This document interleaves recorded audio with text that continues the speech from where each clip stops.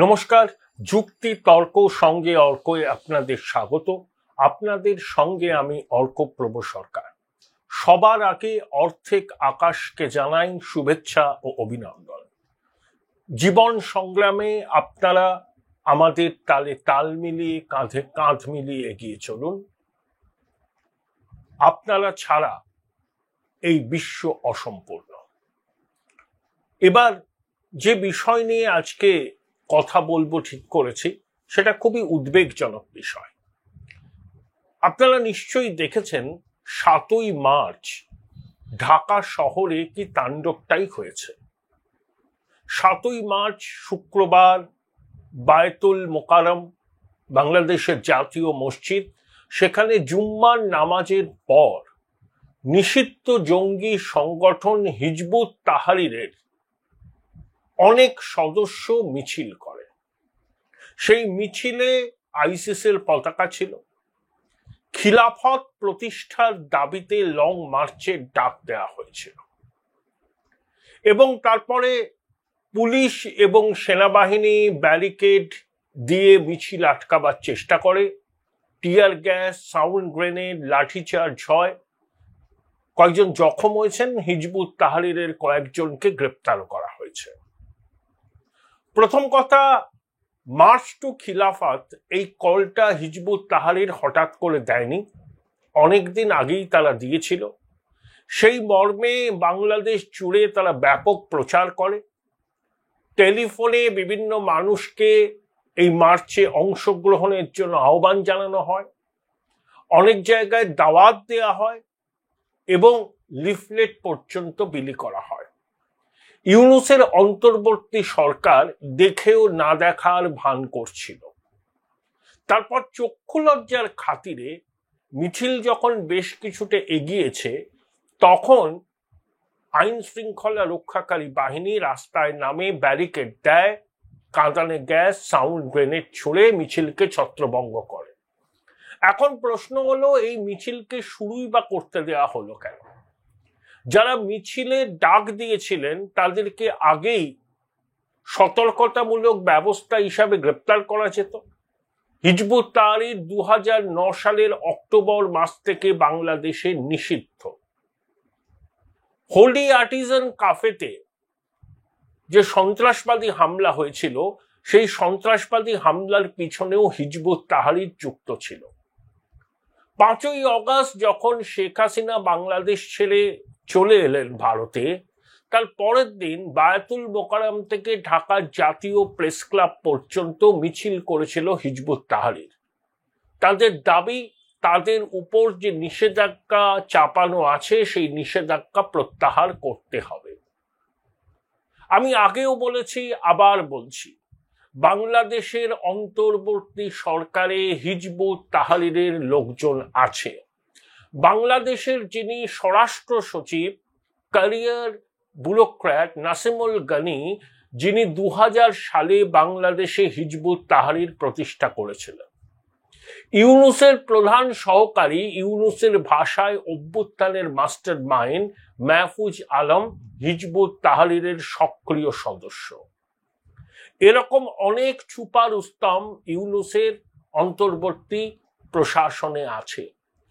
তাই প্রশাসনের সক্রিয় মদত ছাড়া এই ধরনের মার্চ সংগঠিত করা কোনো নিষিদ্ধ সংগঠনের পক্ষে সম্ভব নয়। সেটা আমরা আর একবার প্রমাণিত হলো।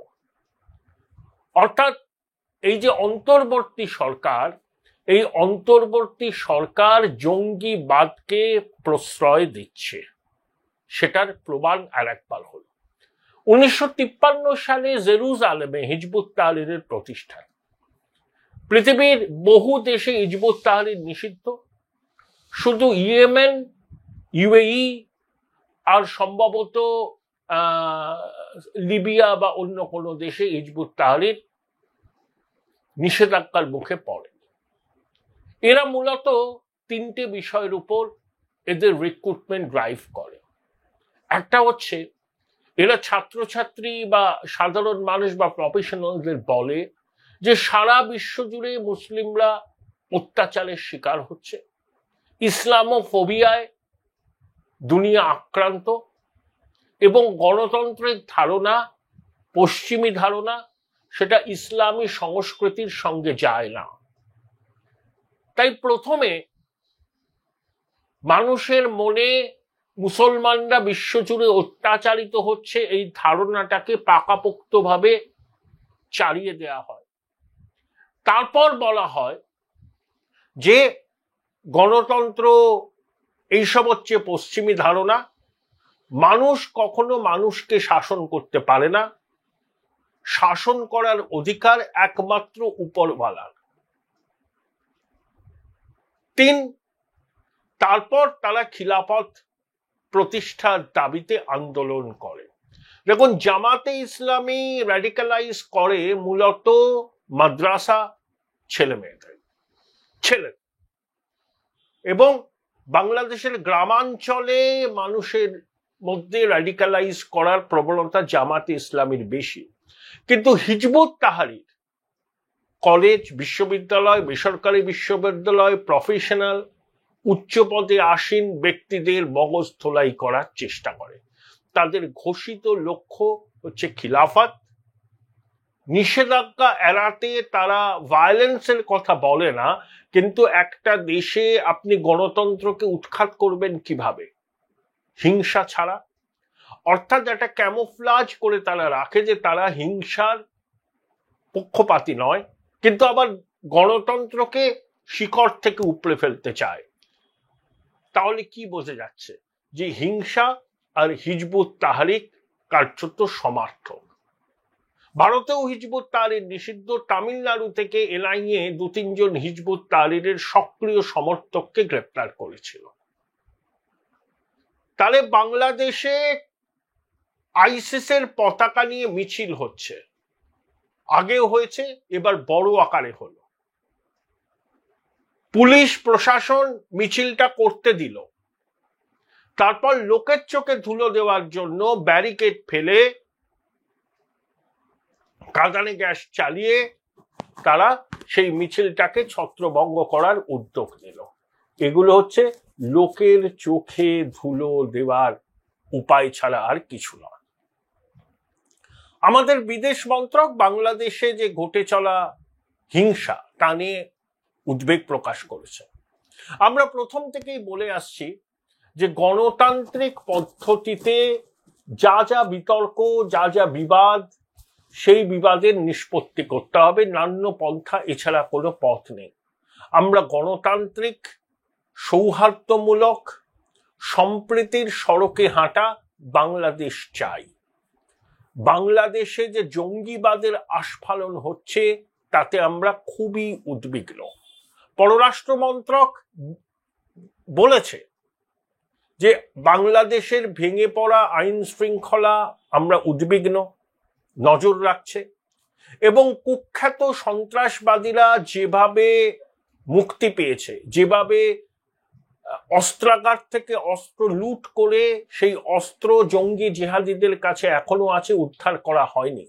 যতদিন না পর্যন্ত কুখ্যাত সন্ত্রাসবাদীদের আবার গ্রেপ্তার করা হচ্ছে ততদিন পর্যন্ত বাংলাদেশের অশান্তির আগুন নিভবে না। পরিষ্কার, no if no but. Jasimuddin রহমানির মতো কুখ্যাত জঙ্গিকে অন্তর্বর্তী সরকার মুক্তি দিয়েছে। কেন মুক্তি দিয়েছে? সেই জসিমউদ্দিন রহমানি প্রকাশ্যে ভারত বিরোধী হিংসায় উস্কানি দিচ্ছে, আর ইউনূস সরকার সবকিছু দেখেও না দেখার ভান করছে। অর্থাৎ এর থেকে বোঝা যায় যে ইউনূস আসলে জঙ্গি ভাবাদর্শে উদ্বুদ্ধ কিছু মানুষের নেতা। যতই সে জীবনের বহু সময় পশ্চিমী দুনিয়ায় কাটান না কেন, তার মনে জঙ্গি ভাবাদর্শ একেবারে কি বলবো ঘাঁটি গেড়েছে। তার মননে গভীরভাবে প্রথিত জঙ্গি ভাবাদর্শ, এটা নিয়ে কোনো সন্দেহের অবকাশ নেই, কোনো উত্তর নেই অন্তর্বর্তী সরকারে। কেন জসিমউদ্দিন রহমানি সহ কুখ্যাত জঙ্গিদের মুক্তি দেওয়া হয়েছে? এরা মানবতা বিরোধী অপরাধ করেছে, এরা মুক্তমনা ব্লগারদের খুন করেছে, ভারতকে রক্তাক্ত করার চক্রান্ত করছে। তা সত্ত্বেও অন্তর্বর্তী সরকার যখন এদের মুক্তি দেয়, তখন অন্তর্বর্তী সরকারের প্রকৃত উদ্দেশ্য নিয়ে আমাদের মনে প্রশ্ন জাগে। যতই ইউনূস নানা রকম কথা বলে আসল বিষয় থেকে নজর ঘোরাতে চান না কেন, একথা দিনের আলোর মতো স্পষ্ট, ইউনূস জঙ্গিদের নেতা। ইউনূসের প্রেস সচিব রাজাকার শফিকুল আলম মাঝে বলেছিলেন যে প্রফেসর ইউনূসকে জঙ্গিদের নেতা বলা হওয়ায় তিনি অসম্মানিত বোধ করছেন। আমি তো একের পর এক উদাহরণ দিয়ে দেখালাম কিভাবে জঙ্গিবাদকে প্রশ্রয় দিচ্ছে ইউনূস। তারপরেও তাকে যদি জঙ্গি দলের নেতা না বলা হয়, কিভাবে তাকে অভিহিত করব? শফিকুল সাহেব আমাদের একটু গাইড করুন। আমরা জানতে চাই যে জঙ্গিদের মদতদাতাকে আমরা কিভাবে ডাকবো। বাংলাদেশে আরো একটা ঘটনা ঘটছে, সংবাদ মাধ্যমে বেরিয়েছে। যিনি ডিজিএফআই বর্তমান মহানির্দেশক, তিনি লেফটেন্যান্ট জেনারেল সাইফুর রহমান সম্ভবত তার নাম, তিনি কিছু প্রাক্তন সেনাকর্তাকে নিয়ে চক্রান্ত করছেন, ওয়াকারুজ্জামানকে হটাতে চাইছেন। এই ভদ্রলোক পাকিস্তানের ঘনিষ্ঠ, আইএসআই এর ঘনিষ্ঠ, কিছুদিন আগে ইসলামাবাদ রাওয়ালপিন্ডি সফর করে এসছেন। Join Indian Institute of Hotel Management now. Right choice, right decision. তিনি ওয়াকারুজ্জামানকে হটিয়ে সেনাবাহিনীর নিয়ন্ত্রণ আনতে চান। সেই জন্যই সেনাপ্রধান রাওয়া কনভেনশন সেন্টারে বলেছেন, আমি আগেই আপনাদের সতর্ক করে দিচ্ছি, আপনারা যদি ঝগড়া ঝাঁটি কাদা ছোড়াছড়ি বন্ধ না করেন, তাহলে বাংলাদেশের সার্বভৌমত্ব বিপন্ন হবে। এই ভদ্রলোককে ইউনূস ডিজিএফআই এর মহানির্দেশক পদে বসিয়েছেন। ঘোষিত পাকিস্তানপন্থী এবং আইএসআই এর সঙ্গে এর দীর্ঘদিনের সম্পর্ক। মূলত এই ভদ্রলোকের নেতৃত্বে সেনাদের একটা উচ্চ পর্যায়ের দল পাকিস্তান সফর করার পরই আইএসআই এর ডিজিকে রেড কার্পেট দিয়ে অভ্যর্থনা জানানো হয়েছে বাংলাদেশে। এবং রংপুরের কাছে লালমনিরহাটে যে পরিত্যক্ত এয়ার স্ট্রিপ আছে বাংলাদেশের, সেটাকে সংস্কার করে সেখানে এই পাকিস্তান থেকে যুদ্ধ বিমান এনে মোতায়েন করারও পরিকল্পনা আছে। সন্ত্রাসী জসিমউদ্দিন রহমানের সঙ্গে আইএসআই এর ডিজির বৈঠক হয়েছে। সেখানে ভারতের উত্তর পূর্বাঞ্চলে কিভাবে অস্থিরতা বৃদ্ধি করা যায় তার নীল নকশা তৈরি হয়েছে। বাংলাদেশের বর্তমান সেনাপ্রধান এটা জানেন, সেই জন্য তিনি সতর্ক করে দিয়েছেন। আবার সেনাপ্রধানের সঙ্গে ভারতের সেনাপ্রধান উপেন্দ্র দ্বিবেদীর সম্পর্ক আছে এবং বাংলাদেশের সেনাপ্রধান বলেছেন যে ভারতীয় সেনাবাহিনীর সঙ্গে তারা যোগাযোগ রেখে চলেন। ভারতের সঙ্গে সম্পর্ক ভালো হলে বাংলাদেশের মায়ানমার সীমান্ত যেটা আছে সেটা সুরক্ষিত থাকবে। এবং শেখ হাসিনা যেদিনকে দেশ ছাড়লেন, সেদিনকে বারবার দুই সেনাপ্রধানের মধ্যে কথা হয়েছে যাতে শেখ হাসিনা নিরাপদে ভারতের হিন্ডন এয়ারবেসে নামতে পারেন। এবং বাংলাদেশ বিমান বাহিনীর বিমানেই শেখ হাসিনা কিন্তু ভারতে এসেছেন। এই যে তিনি পালিয়ে এসেছেন বলা হচ্ছে, কোথায় পালিয়ে এসেছেন? সেনাবাহিনীর বিমানে তাকে সসম্মানে বাংলাদেশে পৌঁছে দেওয়া হয়েছে। রাষ্ট্রপুঞ্জের মানবাধিকারের যিনি চেয়ারম্যান, বিবিসি ওয়ার্ল্ডকে দেওয়া সাক্ষাৎকারে ভলকার তুর্ক কি বলেছেন? যে বাংলাদেশের সেনাবাহিনীকে কার্যত তারা হুমকি দিয়েছিলেন যে অভ্যুত্থানকারীদের উপর বল প্রয়োগ করলে বাংলাদেশের সেনা রাষ্ট্রপুঞ্জের শান্তিরক্ষা বাহিনীর লুক্রেটিভ চাকরিটি আর পাবে না। 1988 সাল থেকে এখনো পর্যন্ত প্রায় 2.5 লক্ষ বাংলাদেশি সেনা রাষ্ট্রপুঞ্জের শান্তিরক্ষা বাহিনীতে যোগ দিয়েছে। এখনো প্রায় 7,000 বাংলাদেশি সেনা রাষ্ট্রপুঞ্জের শান্তিরক্ষা বাহিনীতে কর্মরত। জেনারেল ওয়াকার উজ্জামান এই কয়েকদিন আগেই সেন্ট্রাল আফ্রিকায় বাংলাদেশের শান্তিরক্ষী বাহিনী আছে সেখানে গিয়েছিলেন। সেখানে বাংলাদেশের শান্তিরক্ষী বাহিনী একটা কমিউনিটি ক্লিনিক চালু করেছেন, সেটা দেখেছেন। অর্থাৎ ভাবুন, আপনি খুব বিত্তশালী কিন্তু আপনি সরকারি নিরাপত্তা পাচ্ছেন না, আপনার মনে হয় যে আপনার নিরাপত্তা প্রয়োজন, আপনি অনায়াসে বাংলাদেশের সেনাবাহিনীর সঙ্গে যোগাযোগ করলে তারা আপনাকে ভাড়াটে সৈন্য পাঠিয়ে দেবে। যেমন ওই ওয়াগনার গ্রুপ আছে রাশিয়ার, ওই ইয়েভগেনি প্রিগোজিন যিনি রহস্যময়ভাবে হেলিকপ্টার দুর্ঘটনায় মারা গিয়েছিলেন, পুতিনের বিরুদ্ধে বিদ্রোহ করেছিলেন, সেই ওয়াগনার গ্রুপেরই মতই হচ্ছে বাংলাদেশ বাহিনী, ভাড়াটে সৈন্য যারা রাষ্ট্রপুঞ্জের শান্তিরক্ষা বাহিনীতে যোগ দেয় ফ্যাট স্যালারি, ডলার রোজগারের তাগিদে, যারা নিজের দেশের আইন শৃঙ্খলা রক্ষা করতে পারছে না, যাদের চোখের সামনে ঐতিহাসিক 32 নম্বর ধানমন্ডিকে ভেঙে ধূলিসাৎ করে দেওয়া হচ্ছে, যে বাংলাদেশের সেনাবাহিনীকে দেশের মানুষ মানে ওই ছাত্র জনতা ভুয়ো ভুয়ো বলছে, সেনা ল্যাজ গুটিয়ে ব্যারাকে চলে যাচ্ছে, সেই সেনার ক্যাপাবিলিটি কি আমরা জানি? 54 বছর হলো বাংলাদেশ স্বাধীন হয়েছে, কোনোদিন যুদ্ধ বিগ্রহ করতে হয়নি। তারা শুধু শান্তিরক্ষা বাহিনীর অ্যাসাইনমেন্ট পাওয়ার জন্যই মরিয়া, এবং সেই জন্য রীতিমতো ধরাধরি লবি এইসব চলে। দেশের মানুষ, দেশের নির্বাচিত সরকার, সেই সরকারের বিরুদ্ধে ষড়যন্ত্র হলো। দেখুন, অভ্যুত্থানে সাধারণ মানুষ ছিলেন না তা তো নয়, ছিলেন, প্রচুর সংখ্যায় ছিলেন। শেখ হাসিনার বিরুদ্ধে ক্ষোভ জমছিল দীর্ঘদিন ধরে। তার কি কারণ সেটা আপনারা জানেন, চর্বিত চর্বণ করব না। কিন্তু শুধু বাংলাদেশের সাধারণ মানুষের স্বতঃস্ফূর্ত বিক্ষোভ এটা ছিল না, এর পিছনে গভীর ষড়যন্ত্র ছিল, বাইডেন প্রশাসনের ষড়যন্ত্র ছিল, ডিপ স্টেটের ষড়যন্ত্র ছিল, আইএসআইয়ের ষড়যন্ত্র ছিল, এবং বাইডেন প্রশাসনের নয়নের মণি ইউনূসের ষড়যন্ত্র ছিল। কারণ ইউনূস শেখ হাসিনার উপর প্রতিশোধ নিতে চাইছিলেন, ব্যক্তিগত প্রতিহিংসা চরিতার্থ করার জন্যই সুদি ইউনূস পুরো চক্রান্তটা করেছেন।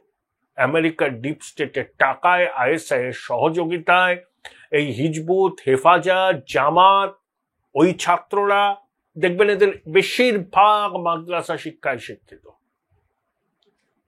অর্থাৎ মেটিকুলাসলি ডিজাইন, যেটা ইউনূস নিজে স্বীকার করেছেন। অর্থাৎ পুরো বিষয়টা যত দিন যাবে তত পাবলিক ডোমেনে চলে আসবে যে আন্তর্জাতিক খ্যাতি সম্পন্ন বাটপার ইউনূস কিভাবে এই অভ্যুত্থানকে সংগঠিত করেছিলেন মেঘের আড়াল থেকে, সব রকম লজিস্টিক্যাল সাপোর্ট দিয়ে। সেই জন্যই দেখছেন হিজবুত তাহরিরের প্রকাশ্যে আস্ফালন, একটা নিষিদ্ধ সংগঠন, সে রাজপথে মিছিল করছে, হঠাৎ করে করেনি, আগে থেকে পরিকল্পনা করে মার্চ টু খিলাফতের ডাক দেওয়া হয়েছিল। তাহলে গোয়েন্দা দপ্তর কি করছিল, পুলিশ কি করছিল, সেনা কি করছিল? যারা মিছিলের ডাক দিয়েছে তাদের আগে ধরপাকড় করা হয়নি কেন? মিছিল যখন অনেকটা রাস্তা চলে এলো তখন মুখ রক্ষার স্বার্থে পুলিশ, সেনা রাস্তায় ব্যারিকেড দিয়ে কাঁদানা গ্যাস ছুড়ে সাউন্ড গ্রেনেড নিক্ষেপ করে মিছিলকে ছত্রভঙ্গ করলো, আর 2-3 জনকে লোক দেখানো গ্রেপ্তার করলো। অর্থাৎ বাংলাদেশ কিন্তু আফগানিস্তান হয়ে গেছে। একটা স্লোগান উড়েছিল না বাংলাদেশে, আমরা সবাই তালিবান, বাংলা হবে আফগানিস্তান। বাংলাদেশে এখন প্রকাশ্যে এই আইসিস এর পতাকা নিয়ে ঘোরা যায়, কেউ কিচ্ছু বলবে না আপনাকে। এরা ওই খিলাফত, ওই আফগানিস্তান মডেল বাংলাদেশে চালু করতে চায়। তাই হিজবুত তাহরির নিজেদের শক্তি প্রদর্শন করলো এবং পুলিশ প্রশাসন নীরব দর্শকের ভূমিকায় দাঁড়িয়ে রইল, মিছিলটাকে সংগঠিত হতে দিল। এরপরেও আমরা ইউনূসের উপর ভরসা রাখতে পারি? সে যেভাবে জঙ্গিদের অবাধ বিচরণ ক্ষেত্র হিসাবে বাংলাদেশকে গড়ে তুলছে এবং আইএসআই সহ জঙ্গি জিহাদিদের লীলাক্ষেত্রে পরিণত হচ্ছে বাংলাদেশ, আমাদের চিন্তার যথেষ্ট কারণ আছে। এই যে ডোনাল্ড ট্রাম্প আফগানিস্তান এবং পাকিস্তানের নাগরিকদের আমেরিকা ঢোকায় নিষেধাজ্ঞা জারি করতে চলেছে, সম্ভবত কয়েকদিনের মধ্যেই আনুষ্ঠানিকভাবে ডোনাল্ড ট্রাম্প ঘোষণা করবেন। পাকিস্তান জঙ্গি রাষ্ট্র, আফগানিস্তানে ওই তালিবান জঙ্গিরা ক্ষমতায়, আবার আফগান তালিবানদের সঙ্গে পাক সেনার লড়াই, তেহরিকে তালিবান পাকিস্তান আফগান তালিবানের মদতে পাকিস্তান সেনাবাহিনীর উপর হামলা চালাচ্ছে। আবার আফগান তালিবানের মুখপাত্ররা বলছে খাতারনাক আইসিস জঙ্গিদের পাকিস্তান সাদরে আমন্ত্রণ জানাচ্ছে, বিমানবন্দরে তারা নামছে, নেমে আফগানিস্তানের মাটিতে তালিবান বিরোধী লড়াইয়ে তারা সামিল হবে। এই হচ্ছে পরিস্থিতি। দেখুন, সেই জন্যই বোধহয় ডোনাল্ড ট্রাম্প আফগানিস্তান এবং পাকিস্তানের নাগরিকদের আমেরিকা ঢোকার উপর নিষেধাজ্ঞা জারি করেছে। এরকম পরিস্থিতি চলতে থাকলে বাংলাদেশের নাগরিকদেরও আমেরিকায় ঢোকার উপর নিষেধাজ্ঞা জারি হতে পারে। এরকম যদি চলতে থাকে, যদি নিষিদ্ধ জঙ্গি সংগঠন ঢাকার রাজপথে আস্ফালন করে, যারা প্রকাশ্যে গণতন্ত্রকে উপড়ে ফেলতে চায়, পুলিশ প্রশাসন নীরব দর্শক হয়ে থাকে, তার থেকে এটাই প্রমাণিত হয় বাংলাদেশের অন্তর্বর্তী সরকারের পূর্ণ মদত আছে এই হিজবুত তাহরিরের প্রতি। খুব দুর্ভাগ্যের বিষয়, আমরা গভীর উদ্বেগের সঙ্গে বিষয়টা লক্ষ্য রাখছি। এরকম পরিস্থিতি চলতে থাকলে বিমস্টেকে নরেন্দ্র মোদী আর ইউনূসের মধ্যে কোনো পার্শ্ব বৈঠক হওয়ার সম্ভাবনা নেই। লিখে রাখুন, বাংলাদেশ যদি কোর্স কালেকশন না করে আমরাও কঠোর অবস্থান নিতে বাধ্য হব। এখন আমরা সহযোগিতা করছি, সহায়তা করছি, সম্পর্ক ভালো হবে এই আশা রেখে কাজ চালানোর মতো সম্পর্ক রাখছি, কিন্তু পরিস্থিতি যেভাবে হাতের বাইরে চলে যাচ্ছে তাতে আমার মনে হয় আমাদেরও সেকেন্ড থট দেওয়ার প্রয়োজন। অগাস্ট থেকে ফেব্রুয়ারি পর্যন্ত 2374টা ঘটনা ঘটেছে সংখ্যালঘুদের উপর হামলা, মাত্র 1254টা কেসে সরকার ব্যবস্থা নিয়েছে। তার মধ্যে তারা বলছে 98% নাকি পলিটিক্যাল ভায়োলেন্স, ধর্মীয় কারণে নয়, অর্থাৎ পুরো বিষয়টাকে খাটো করে দেখায়। ধর্মীয় সংখ্যালঘুরা আওয়ামী লীগের সমর্থক, আওয়ামী লীগের উপর মানুষের নাকি রোষ, সেই জন্যই তারা আক্রান্ত হয়েছে। এই যে ন্যারেটিভ ইউনূস সরকার তৈরি করছে খুব উদ্বেগজনক। তাই আমাদেরও বাংলাদেশ সম্পর্কে সেকেন্ড থট দেওয়ার প্রয়োজন এসে পড়েছে।